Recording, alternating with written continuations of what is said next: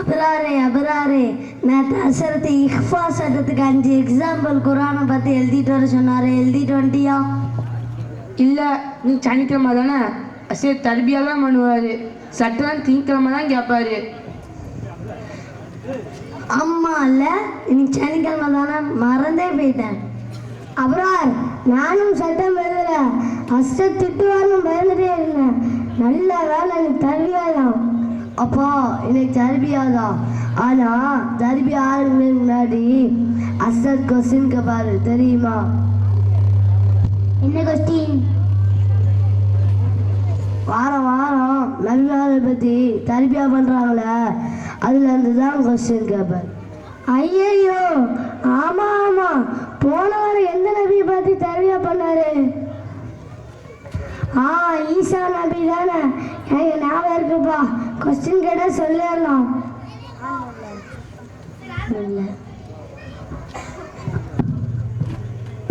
அப்பா, அசரத்து போன வாரம் நடந்த நபி பத்தி மட்டும் கேட்க மாட்டாரு.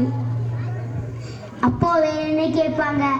இந்த வாரம் அசரத்து ஒவ்வொருத்தரும் ஒவ்வொரு நபிமான வாழ்க்கையிலேருந்து படிப்பினை பற்றி சொல்லணும்னு சொல்லியிருக்காங்க. அப்படித்தானே செய்வே? ஆமாம் ஆமாம், அஸ்ரத் நேரத்து சொன்னார். இல்லை முந்தானத்து சொன்னார். சரி, அப்போ உசாமா, நீ எந்த நபியை பற்றி சொல்ல போற?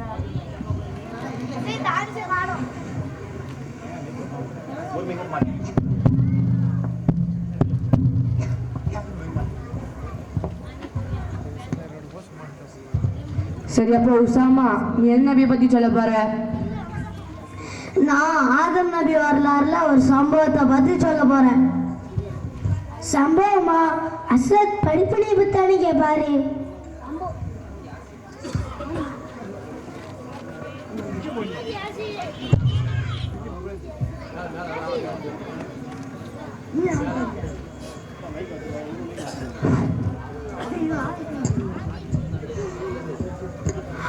அப்பா, சம்பவத்தை சொல்லாம எப்படி படிப்பினையை பத்தி சொல்ல முடியும்?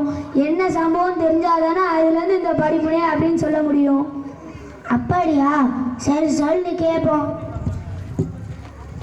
இது சூரா பக்ரால வர சம்பவம்.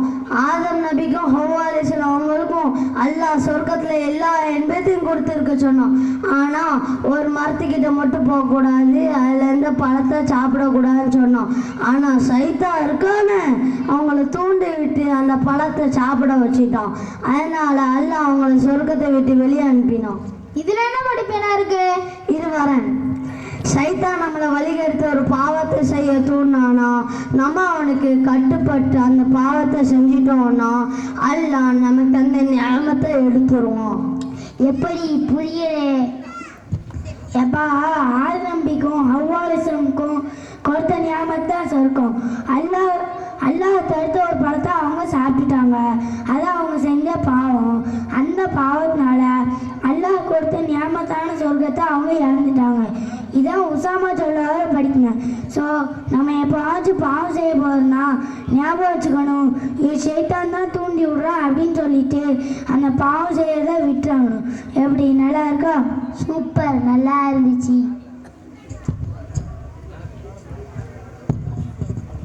சரி பஜார், நீ இப்ப எந்த நபியை பத்தி சொல்ல போற? நூஹ் நபியா?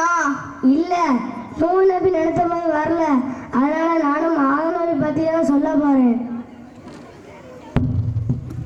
அதான் உசாமா சொல்லிச்சானே. எப்பா, என்ன ஒரு படிப்பினை தான் இருக்கா? அவன் ஒரு படிப்பினையை பத்தி சொன்னான், இவன் வேற படிப்பினையை பத்தி சொல்லுவான். சரி சொல்லு. ஆதம் நபியும் ஹவ்வா அலைஹிஸ்ஸலாம் அவங்களும் அல்லாஹ் தடுத்த பழத்தை சாப்பிட்ட பிறகு அல்லாஹ் அவங்கள சொர்க்கத்தை விட்டு வெளியேற்றினான். அப்படிதானே? அதுக்கப்புறம் செஞ்ச பாவத்துக்கு பாவமன்னிப்பு தேட அல்லாஹ் அவங்களுக்கு ஒரு துவா சொல்லி கொடுப்பான். இதுல இருந்தா நீ படிப்பினை சொல்ல போறியா? ஆமாம், சைத்தான் நம்ம பாவம் செய்ய தூண்டுனா அதை முடிஞ்ச அளவுக்கு செய்யாமல் இருக்க பார்க்கணும். ஒருவேளை மனுஷ எழுப்பு பாவம் செஞ்சிட்டா அல்லாஹ்கிட்ட ஆதம் நபி கேட்ட மாதிரி பாவம் மன்னிப்பு கேட்கணும். ஆதம் நபி கேட்டதுவா அஸ்ஸத் அலி சொல்லி தந்தார், அதானே? ஆமாம், ஒரு நிமிஷம் இரு.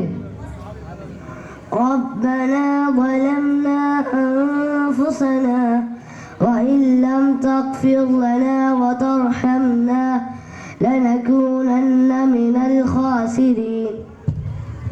இப்போ எதுக்கு இந்த துவா ஓதுற? ஆமா, நாம பாவம் செய்யாமையா இருக்கோம், தினமும் பாவம் தானே செய்யறோம், அதான வாதுனேன். பாவம் செஞ்சாலும் அந்த துவா ஓதணும்னு இல்லை, டெய்லி ஓதிட்டே தான் இருக்கணும். ஏன்னா நமக்கு தெரியாமலே நம்ம பாவம் செஞ்சுட்டே தான் இருக்கோம். Okay okay. சரி, இப்போ இம்தின் நீ என்ன நபியை பற்றி சொல்ல போற? எனக்கு எதுவுமே தெரியாது. அஸ்ரத் கேட்கும்போது என்ன பண்ண போறனோ தெரியல. சும்மா சொல்கிறான், அதனால் அவன் சொல்லிடுவான். நேற்று விளாண்டு கூட தான் ஒரு நபியை பற்றி சொல்லிட்டு இருந்தான். அப்படியா? அட போய் சொல்லி. சரி சரி சொல்கிறேன். நான் சூரா மரியம்ல வர இப்ராஹிம் அலைஹிஸ்ஸலாம் சம்பவத்தை பற்றி சொல்ல போகிறேன். அவங்க ஒரு ஊரில் இருப்பாங்க. அந்த ஊர் பேர் மறந்துடுச்சு. ஆனால் அந்த ஊரில் உள்ள எல்லாரும் சிலையை வணங்குறவங்க. அந்த ஊரில் உள்ளவங்க அதில் இப்ராஹிம் அலைஹிஸ்ஸலாம் வாப்பா தான் சிலையை செய்கிறவர். இப்ராஹிம் அலைஹிஸ்ஸலாம் வாப்பாவை சிலையை பண்ணுறாரு. ஆமாம், அந்த ஊரில் உள்ளவங்கள்ட்ட இப்ராஹிம் அலைஹிஸ்ஸலாம் அல்லாஹ் வணங்குங்க, சிலையை வணங்காதீங்கன்னு சொல்லும்போது அந்த ஊரில் உள்ள எல்லாரும் அவங்கள எதிர்த்தாங்க. அதுக்கு வாப்பா இருக்காரா என்ன சொன்னார் தெரியுமா? நீ இப்போ உன் பேச்சை நிறுத்தாட்டி உன்னைய கல்லாலே அடித்து கொன்றுவேன்னு சொன்னார். கல்லாலே அடிச்சு கொன்றுன்னு சொன்னாரா? அவங்க வாப்பாவை சொன்னாரு. ஆமாம். அதுக்கு இப்ராஹிம் அலைஹிஸ்ஸலாம் அவங்க என்ன செஞ்சாங்க? என்ன பண்ணுவாங்க? இனிமே அந்த ஊரில் இருந்தா அல்லாவையும் வணங்க முடியாது, இஸ்லாத்தையும் ஃபாலோ பண்ண முடியாதுன்னு சொந்தக்காரங்க, சொந்த ஊடுன்னு எல்லாத்தையும் விட்டுட்டு வேற ஊருக்கு ஹிஜ்ரத் செஞ்சு போயிட்டாங்க. அப்புறம் என்ன அப்புறம்? அவ்வளோதான். இதுலேருந்து தான் படிப்புனே சொல்ல போகிறேன். அப்படியா? சரி, என்ன படிப்பினா? நாம் இருக்கிற இடத்துல இஸ்லாத்தை ஃபாலோ பண்ணுறதுல ஏதாவது சிக்கல் வந்துச்சுன்னா அந்த இடத்த விட்டு வேறு இடத்துக்கு போயிடணும். இப்ராஹிம் அலைஹிஸ்ஸலாம் அவங்க செஞ்ச மாதிரி இன்றைக்கி நம்ம மக்கள் வீட்டில் வேலை பார்க்குற இடத்துல இஸ்லாத்துக்கு மாற்றமாக ஏதாவது சொன்னாங்கன்னா சரின்னு அக்செப்ட் பண்ணிவிட்டு ஈஸியாக கொள்கையை விட்டு கொடுத்துட்றாங்க.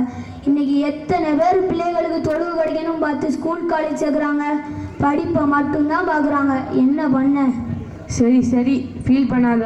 இப்படி வாப்போட வரலாறை பற்றி சொன்னியா, நான் பையனோட வரலாறை பற்றி சொல்ல போகிறேன். யார்? இஸ்மாயில் அலைஹிஸ்ஸலாமா? ஆமாம். அதான் எல்லாரும் தெரிஞ்ச வரலாறாச்சு. இப்ராஹிம் அலைஹிஸ்ஸலாம் அவங்க மகனை இஸ்மாயில் அலைஹிஸ்ஸலாம் அறுக்கிற மாதிரி கனவு காணுவாங்க. அதுக்கு தெரிஞ்ச வரலாறு தான், அதில் படிப்பினி அழகாக இருக்கும். சரி சொல்லு. இப்ராஹிம் அலைஹிஸ்ஸலாம் அவர்களுக்கு ரொம்ப வருஷம் கழிச்சு தான் இஸ்மாயில் அலைஹிஸ்ஸலாம் பிறப்பாங்க. அவ்வளோ வருஷம் கழிச்சு பிறந்த அந்த குழந்தைய அல்லாஹ் கனவுல உங்கள் பிள்ளை எனக்காக அறுக்க சொல்லுவான். அதை இப்ராஹிம் அலைஹிஸ்ஸலாம் தன் பையன்கிட்ட சொல்லுவாங்க. இஸ்மாயில் அலைஹிஸ்ஸலாம் எந்த கேள்வியும் கேட்காம சரின்னு சொல்லுவாங்க. யோசிச்சு பாரு, இதே நம்ம மதத்தில் இருந்தால் என்ன பண்ணுவோம்? அவ்வளோதான், ஓடிடும். நாம் எல்லாம் இன்னைக்கு உமா அப்பா சொல்கிற சின்ன வேலையை கூட செய்ய மாட்டேங்கிறோம், அவங்கள எதிர்த்து பேசுகிறோம். ஒரு நிமிஷம். இந்த வரலாறுல பெற்றோர்கள் இவங்களுக்கு தான் படிப்பின இருக்கு. எப்படிப்பா? நமக்கு தான் படிப்புனே இருக்கு. அம்மா அப்பா சொல்லி கேட்கணும், அவங்களுக்கு என்னப்பா இருக்கு? இருக்குதாவா? சூரா சாஃபாத்தில் அல்லாஹ் சொல்கிற மாதிரி இப்ராஹிம் அலைஹிஸ்ஸலாம் கேட்கும்போது என்னையை அறுத்துக்கோங்க, நான் பொறுமையாக இருப்பேன்னு இஸ்மாயில் அலைஹிஸ்ஸலாம் பதில் சொல்கிறாங்கன்னா அந்த அளவுக்கு வளர்த்தது யாரு? உம்மா வாப்பா தானே. இப்ராஹிம் அலைஹிஸ்ஸலாம் இருக்கார, என்ன நல்ல காரியம் செஞ்சாலும் இஸ்மாயில் அலைஹிஸ்ஸலாம் அவங்களையும் சேர்த்து தான் செய்வாங்க. அவ்வளோ ஏன் காபாவை கட்டும்போது கூட தான் பையனை சேர்த்து தான் செஞ்சாங்க. இதே மாதிரி நம்ம வாப்பா அம்மாவும் நல்ல காரியங்களை பிள்ளைகளோடு சேர்த்து செய்யணும். அட்லீஸ்ட் அவங்க பார்க்குற மாதிரியா செய்யணும். அப்படி செஞ்சால் நம்ம பிள்ளைகள் நல்ல சாலியான பிள்ளைகளாக வளருவாங்க. அது மட்டுமா? இப்ராஹிம் அலைஹிஸ்ஸலாம் அவங்க சந்ததிக்காக கேட்டதுவா இருக்கே. ஆமாம், அவங்க பிள்ளைகளுக்காக கேட்ட துவா அல்லாஹ் குர்ஆன்ல சொல்கிறான். அழகான துவா. எத்தனை பேரண்ட்ஸ் டெய்லி அந்த துவாவை கேட்குறாங்க? ஆமாம், யாருமே கேட்கறது இல்லை. இந்த சம்பவம் வாப்பா பையன்களுக்கு நல்ல அழகான படிப்பின. இதே மாதிரி நபிமார்கள் இன்னொரு வாப்பா பையனும் இருக்காங்க. அவங்க லைஃப்லையும் நமக்கு தேவையான படிப்பினை நிறைய இருக்கு. ஓ, அதுல நீ வாப்பா பத்தி சொல்ல போறியா இல்ல பையனை பத்தி சொல்ல போறியா? வாப்பா பற்றி தான். யாக்கூப் அலைஹிஸ்ஸலாம். அது யாக்கூப் இல்லைல, யாக்கூப் அலைஹிஸ்ஸலாம். சொல்லு, யாக்கூப் அலைஹிஸ்ஸலாம். சரி, யாக்கூப் அலைஹிஸ்ஸலாம் இவங்க யூசுப் அலைஹிஸ்ஸலாம் அவங்களோட வாப்பா. இவங்கள்ட்ட இருக்கிற படிப்பினை பொறுமையும் அல்லாஹ் மேலே தவக்கல் வைக்கிறதா. இன்னைக்கு நம்ம உமா அப்பாலாம் பிள்ளைங்க ஸ்கூல் மாதம் விட்டு வர்றதுக்கு 10 நிமிஷம் லேட்டானா கூட 10 கால் பண்ணி பாடாப்படுத்துவாங்க. ஆனால் யாக்கூப் அலைஹிஸ்ஸலாம் தன்னோட மகன் யூசுப் அலைஹிஸ்ஸலாம் அவங்கள சின்ன வயசுலேயே தொலைச்சிருவாங்க. அப்புறம் பெரிய ஆளாக வளர்ந்த பிறகுதான் கிடைப்பாங்க. இவ்வளவு வருஷம் பிரிஞ்சு இருந்தாலும் அல்லாஹ் மேல கோவப்படுறதோ அவனை திட்டுறதோ ஒப்பாரி வைத்து அழுகுறதோ இதே மாதிரி எதுவுமே பண்ணல. பொறுமையோடு அல்லாஹ்டைய மகனைய கூட சேர்த்து வை மட்டும்தான் கேட்டுட்டே இருந்தாரு. இந்த பொறுமை தான் இன்னைக்கு நமக்கு தேவையான படிப்பினர். இந்த பொறுமை இன்னைக்கு ஆட்டவே இல்லை. சரி பொறுமை ஓகே. தாக்குன்னு சொன்னியே அதெல்லாம் என்னது? அதை நான் சொல்கிறேன். இப்போ உள்ள அம்மா அப்பாலாம் பிள்ளை தொலைஞ்சிட்டா 4-5 வருஷம் ஆகியும் கிடைக்கலனாலும் நம்பிக்கையை இழந்துருவாங்க. அதுவும் இன்னைக்கு கண்டுபிடிக்கிறதுக்கு police, CBI, TV, social media இவ்வளோ டெக்னாலஜி இருக்குது. ஆனால் அன்னைக்கு இது எதுவுமே இல்லை. அத்தனை வருஷம் ஆகியும் பிள்ளை கிடைப்பானா என்கிற நம்பிக்கையை அல்லாஹ் மேலே தான் வச்சாங்க. அது பேர் தான் தவக்குல். எந்த அளவுக்கு அப்படின்னா அல்லாட்ட கேட்டு கேட்டு அழுது கண் பார்வை போகிற அளவுக்கு கேட்டாங்க. அதுவும் அல்லாட்ட மட்டும்தான் கேட்டாங்க. இது பேர் தான் தவக்குல். சரி, சலாவுதீன் இப்போ வாப்பாவை பற்றி சொல்லிட்டான். பையனை பற்றி யார் சொல்ல போறா? யூசுப் அலைஹிஸ்ஸலாமை பற்றி யார் சொல்ல போறா? வேற யார் நம்ம யூசுப் தான். அப்பா எல்லாரும் யூசுப் அலைஹிஸ்ஸலாம் அப்படின்னு சொன்னாலே அவங்க வாப்பா விட்டு பிரிஞ்சது, கூட பிறந்தவங்களே கிணத்த தள்ளி விட்டது, வளர்த்தவங்களே தப்பான வழி கூப்பிட்டது, தப்பே செய்யாமல் ஜெயிலுக்கு போனது, இவ்வளவு சோதனையில் அவங்க பொறுமையாக இருந்தாங்க. அதனால அவங்களுக்கு அந்த நாட்டில் ஒரு பெரிய பதவி கொடுத்தான். இதனால சோதனையில் பொறுமையாக இருந்தால் பின்னாடி வெற்றி கிடைக்கும். இது மட்டும்தான் இப்ராஹிம் சாமி அவங்க வாழ்க்கையில் படிப்புன்னு நினச்சிட்டு இருக்கிறோம். ஆமாம், அதானே, வேற என்ன இருக்கு? இந்த காலத்துக்கு தேவையான முக்கியமான படிப்பு ஒன்று இருக்கு. யூசுப் அலைஹிஸ்ஸலாமுக்கு இவ்வளோ சோதனை காரணம் என்ன தெரியுமா? அவங்களுக்கு ஒரு கனவு வரும். அதை அவங்க வாப்பா யாக்கூப் அலைஹிஸ்ஸலாம் போய் சொல்லுவாங்க. அதுக்கு அவங்க வாப்பா என்ன சொல்லுவாங்க தெரியுமா? இதை தான் நாங்கள் நல்லா கவனிக்கணும். உனக்கு வர கனவை பற்றி உன் கூட பிறந்தோட சொல்லாத. அவங்க பொறாமைப்பட்டு உனக்கு ஏதாச்சும் கெடுதல் செய்வாங்க அப்படின்னு யாக்கூப் அலைஹிஸ்ஸலாம் சொன்னாங்க.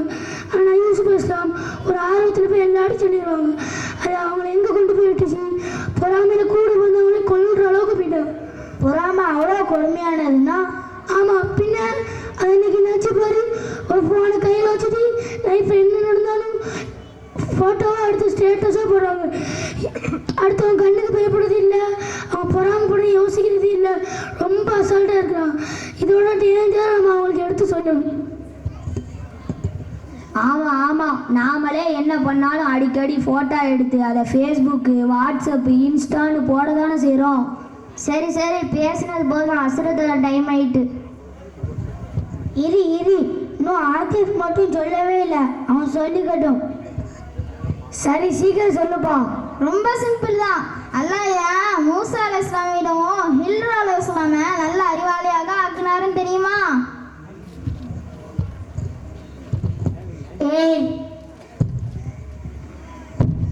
மூசா அலைஹிஸ்ஸலாம் ஒரு தடவை பனி இஸ்ராயல் மக்கள்கிட்ட தாவா செய்வார். அப்போ அதில் ஒருத்தர் உலகத்துல யார் அறிவாளின்னு கேட்பாரு.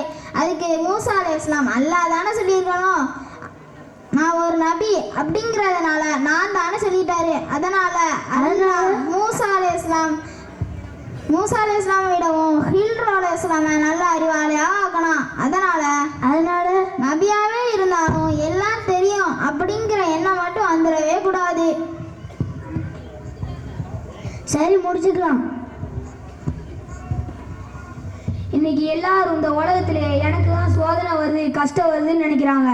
ஆனால் அல்லாஹ் சொல்கிறான், அந்த உலகத்திலே அதிகம் சோதனை யாருக்கு தெரியுமா? நபிமார்கள் தான். அதனால் அவங்க வாழ்க்கையை பற்றி படித்து அதுலேருந்து கிடைக்கிற படிப்பினையை நம்ம லைஃப்லேயும் பின்பற்றலாமா? இன்ஷா அல்லாஹ்.